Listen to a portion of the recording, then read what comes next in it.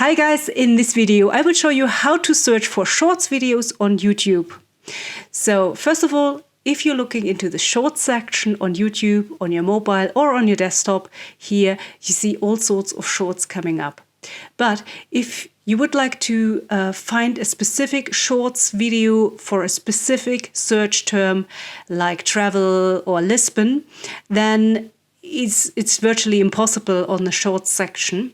But it's very simple. So what you have to do is you go into the search bar up here and you put in hashtag shorts, space, and then your keyword. So I will put in now hashtag shorts Lisbon, and then you will see all of these shorts are coming up here. And you can scroll down. And you can also filter it here by, let's say the upload date. You can see all the shorts that come up by date.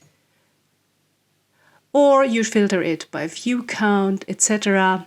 So that's very, very simple. So basically it's the same thing on the mobile devices as on desktop. You put in hashtag shorts, space, and then your keyword, your search term. Very, very easy.